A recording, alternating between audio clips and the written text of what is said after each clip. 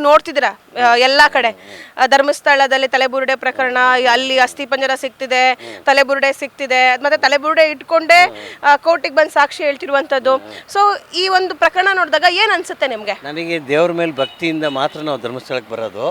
ಈ ಪ್ರಕರಣ ನಮಗೇನು ಅಷ್ಟೇನು ಗೊತ್ತಿಲ್ಲ, ಆದರೂ ನಮ್ಗೆ ಗೊತ್ತಿದ್ರೂ ನಮ್ಗೆ ಇಂಟ್ರೆಸ್ಟ್ ಇಲ್ಲ. ನಮಗೆ ದೇವ್ರ ಭಕ್ತಿಯಿಂದ ನಾವು ವರ್ಷ ಬರ್ತಾ ಇರ್ತೀವಿ. ದೇವ್ರ ಸನ್ನಿಧಾನಕ್ಕೆ ಬಂದು ನಾವು ಸೇವೆ ಮಾಡಿ ನಾವು ಹೋಗ್ತಾ ಇರ್ತೀವಿ. ಮಂಜುನಾಥನೇ ಬೇರೆ, ಈ ಒಂದು ವಿಷಯನೇ ಬೇರೆ. ಧರ್ಮಸ್ಥಳ ಮಂಜುನಾಥ ಸ್ವಾಮಿನೇ ಬೇರೆ ಅಂತ ನೀವೇನು ಹೇಳ್ತೀರೋ ಅದು ಸರಿಯೇ ಇದೆ. ಹಾಂ. ಎಷ್ಟು ವರ್ಷದಿಂದ ಬರ್ತಿದ್ದಾರೆ ಸರ್ ಇಲ್ಲಿ? ನನ್ನ ಬುದ್ಧಿ ಬಲ್ದಂಗೆ ಒಂದು 30-40 ವರ್ಷದಿಂದ ಬರ್ತಾ ಇದ್ದೀನಿ. ಓಕೆ, ಹೌದು.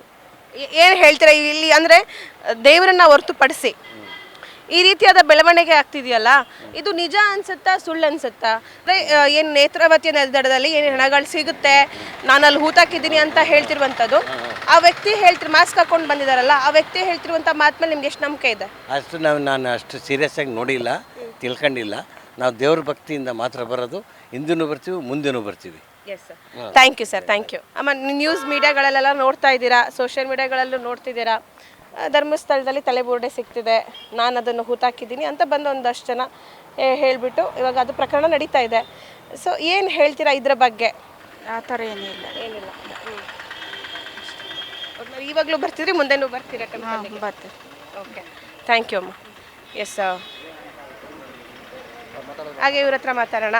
ಸರ್ ನಮಸ್ತೆ. ಫ್ಯಾಮಿಲಿ ಒಂದೇ ಫ್ಯಾಮಿಲಿ ಎಲ್ಲ ಒಂದೇ ಒಪಿನಿಯನ್. ಆ ಥರ ಭಕ್ತಿಗೆ ಏನು ಎಫೆಕ್ಟ್ ಆಗಿಲ್ಲ. ತೊಂದರೆ ಏನಾದ್ರು ಕಾನೂನಲ್ಲಿ ಏನಾದ್ರು ತೊಂದರೆ ಆಗಿದ್ರೆ ಅವ್ರಿಗೆ ಶಿಕ್ಷೆ ಆಗಂತದ್ದು ಆಗಲಿ ಅಂತ. ಕ್ಷಣ ಕ್ಷಣದ ಸುದ್ದಿಗಳಿಗಾಗಿ ಫ್ರೀಡಂ ಟಿವಿ ಸಬ್ಸ್ಕ್ರೈಬ್ ಮಾಡಿ, ಲೈಕ್ ಮಾಡಿ ಹಾಗೂ ಫಾಲೋ ಮಾಡಿ. ಹೊಸ ಸುದ್ದಿಗಳ ನೋಟಿಫಿಕೇಶನ್ಗಾಗಿ ಬೆಲ್ ಐಕಾನ್ ಮೇಲೆ ಕ್ಲಿಕ್ ಮಾಡಿ.